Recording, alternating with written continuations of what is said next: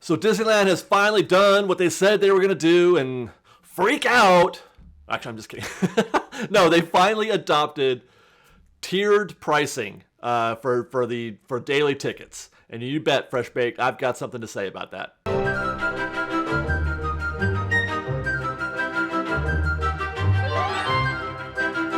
You know what's funny? As of this recording, as I'm doing this right now, not a single person has asked me about this, not in comments, not in email or anything like that. They haven't asked me my thoughts. They haven't asked me, what it means or, any kind of opinion about that at all. Not a single person, which I find kind of weird. It actually it's like, is my internet not working right? Because I would have thought for sure that people would want to talk about this. So tiered pricing. Okay, so what do we know? We know that it started yesterday, actually, Sunday the 28th. And there's going to be 3 levels of pricing. There's going to be value, regular, and peak. Value pricing will be at $95. Regular pricing is $105. And peak pricing is at $119. But the real question is, what does this mean? What is this a price increase? First of all, should we be seeing this as a price increase? And the short answer is yes. Yes, this is most definitely a price increase. But having said that, this is the time of year, February, March, that time of year is when they usually do a price increase. This is price increase season. So we should have expected one anyway. So one could argue that it's not a price increase above the usual price increase. So let's break down each level. Value at $95. Now at first glance, you're like, hey, $4, thanks. Thanks, Disney, for the $4. You get to let me keep just a little bit of my money. What am I going to do with $4? I'm not sure. But if you factor in, like I mentioned, that this is normally the price increase season, and the price increase probably would have been $105. Now you're looking at a $10 increase. But still, I don't really feel like 9%, which is the discount, is really a value, in my opinion. $10 off is not a lot. That's not something that I would feel necessarily in my budget and be thankful for. Value, 50% off, that's a good value. 40% off is a good value. You know what? Give me 20 at least. I think 20% is a good value. $20 off my ticket for off-peak seems like a reasonable gesture on Disney's part. In fact, it would go a long way to improving their goodwill, as it were. And I'll say this, I think Disney agrees because they felt like 20% was a good number for the increase, for the peak. The $119 is a 20% increase over the previous price or the previous rate for a regular day ticket. So if 20% is good for peak, why isn't it good for value? And for me, I feel like Disney would do well to recognize that. They would do well from a goodwill perspective to recognize that it's 10% for value, but 20% for peak is not a fair trade. But I'll talk about that a little bit more later on. Let's get back to the pricing levels.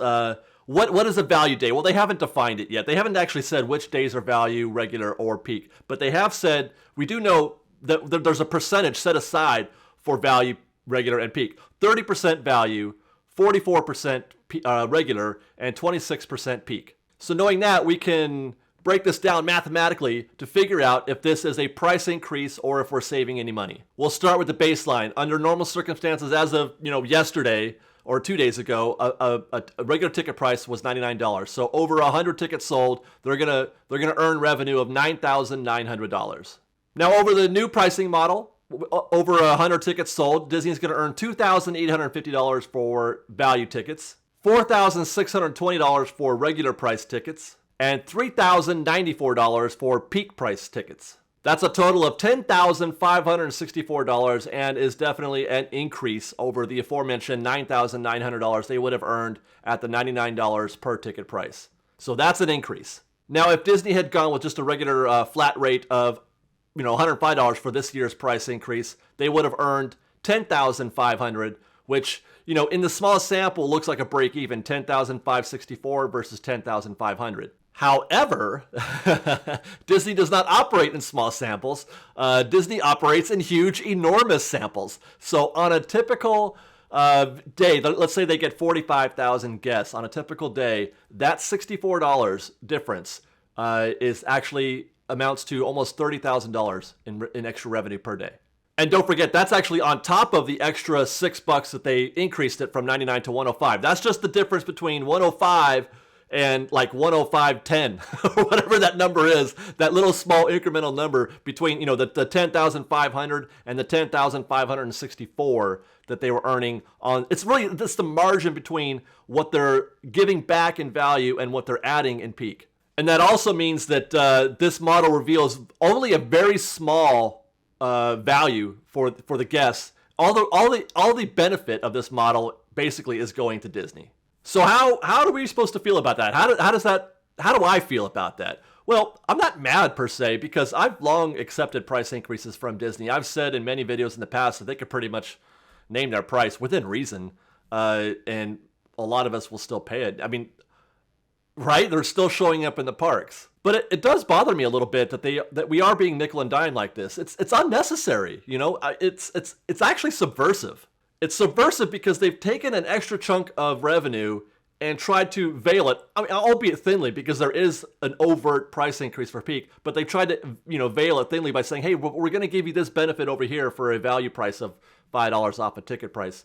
But you know, in doing that, in giving us that little, shaving off that little bit, they have actually increased the prices above, like I said, above the normal increase. They've given themselves an extra percentage, and I don't know that. I don't like that. I don't like companies not being transparent. I don't like any company being subversive like that, trying to trick us. I would much more appreciate. I'm an honest person by, you know, in all things, and I appreciate honesty back at me too. I would much rather they just be honest and just just say, you know what, March 1st, prices are going up every year, and they're going to go up by 8% or something like that. Just give me a number and just do it. Just do it. Just say it and be upfront about it, and don't try to hide behind, you know, this new fancy pricing model. But the bottom line, I guess, is still, having said all that, I'm good. I'm fine. I'm good. I'm going to keep paying it. You can just take my money, Disney. You can have it, I swear.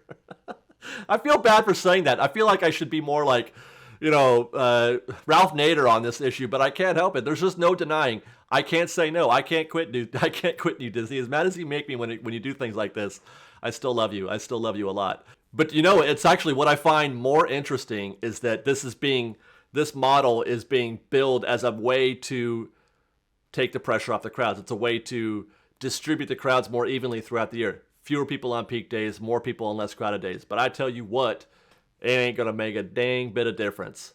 This will have no impact at all on the crowds, if you ask me. And I say that because I've been watching closely, obviously, because I'm there every week, the results of what's happening to the crowds after that big AP price increase where everybody freaked out. They just lost their minds.